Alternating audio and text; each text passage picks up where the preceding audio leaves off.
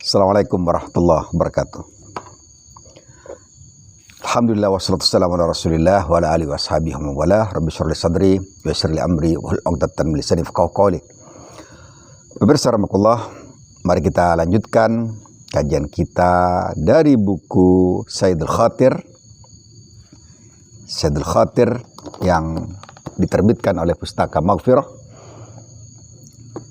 Pada kali ini, pada pagi yang berbahagia ini, setelah kita bersyukur pada Allah Subhanahu wa taala dan salawat pada Rasulullah SAW, kita akan kaji pada fasal 2 ya. Jawadhibut tab'i ila dunya wal akhirah. Tarikan tabiat diri pada dunia dan akhirat. Mana yang lebih menarik? Yang magnetnya lebih kuat, apakah secara tabiat seseorang itu termagnet ke akhirat atau termagnet ke dunia?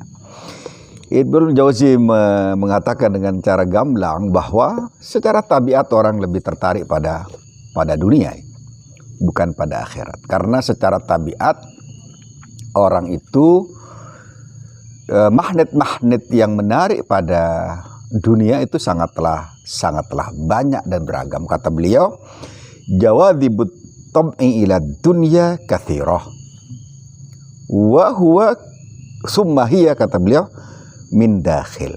Selain banyak juga dari dalam. Wa dzikrul akhirah amrun kharijun anit tab'i. Kalau disebut akhirat itu tidak langsung, daya tariknya tidak langsung kuat pada tabiat seseorang ya. Wa rubbama, kata beliau, dhanna man la ilma lahu anna jawadhibal akhir aqwa. Seseorang yang tidak berilmu menyangka bahwa tarikan pada dunia itu lebih kuat. Karena mereka lima yasma minal wa'id fil Quran, karena ada ancaman yang dalam Al-Quran itu dikatakan tentang neraka, dikatakan tentang azab, dikatakan tentang sirat, mahsyar, yaumul qiyamah dan semacamnya. Kata beliau, walaisa kadzalik. Tidak demikian. Orang itu sudah dikasih warning, peringatan, ancaman, kalau begini, kalau tidak sholat masuk neraka, kalau tidak puasa maka kemudian kehilangan berkah dan semacamnya. Tapi kita lihat saja bagaimana daya tariknya orang. Subuh diancam bahwa barang siapa yang tidak sholat subuh maka kemudian dia akan kehilangan keberkahan paginya. Orang yang tidak sholat akan masuk neraka. Tapi secara tabiat mereka tidak langsung. Tapi kalau misalnya esok pagi ada uang 100 juta akan dikasihkan padamu jam sekian, sebelum jam itu sudah datang ya. Karena secara tabiat itu minad dakhil, ada tarikan khusus ya pada dunia. Lianna mathalat tab'i fi mailihi lad dunya kal ma'il jari. Karena sesungguhnya permisalan kecenderungan seseorang untuk pada dunia itu seperti air yang mengalir. Al jari fa innahu yatlub al-hubud, air itu senantiasa mencari tempat yang rendah, dan yang rendah itu adalah dunia sebenarnya ya. Wa inna ma rafa'ahu ila fawq yahtaju ila takalluf. Untuk bisa mengangkat itu sampai ke turun misalnya, kemudian sampai ke atas penyimpanan air, maka dibutuhkan beban, dibutuhkan usaha maksimal,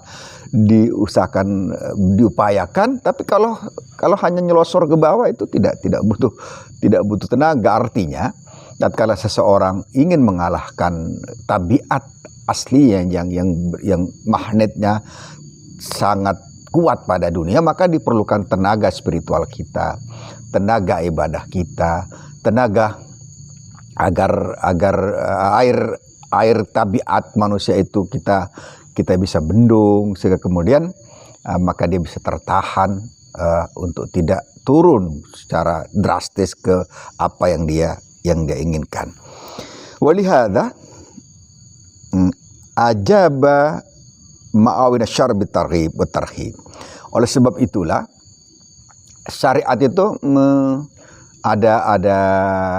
ada janji reward, ada janji punishment agar tabiat asli manusia itu yang beragam untuk cinta pada dunia, untuk cenderung pada dunia bisa diarahkan, bisa ditahan, bisa diangkat dengan usaha-usaha yang maksimal dari seseorang.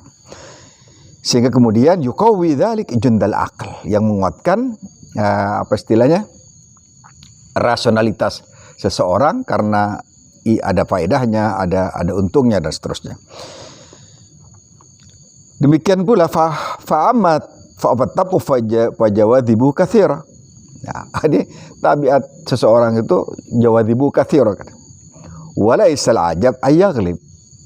Maka tidak aneh, tidak heran kalau tarikan-tarikan itu menang dalam pertarungan.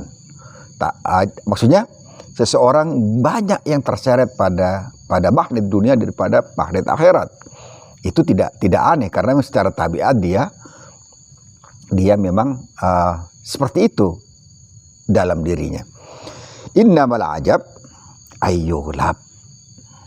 Yang aneh itu kalau bisa ditaklukkan, bisa dimenangkan.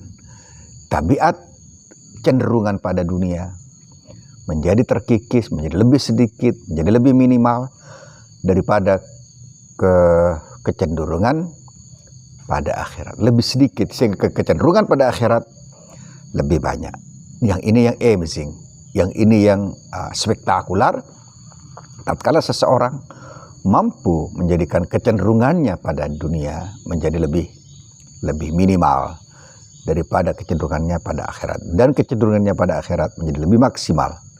Inilah yang kemudian disebut seseorang telah mampu menaklukkan kecenderungan nafsunya, dan dia nafsunya dikendalikan oleh hatinya.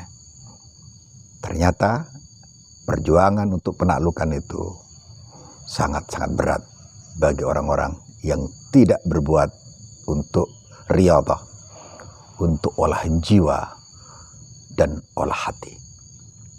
Assalamualaikum warahmatullahi wabarakatuh.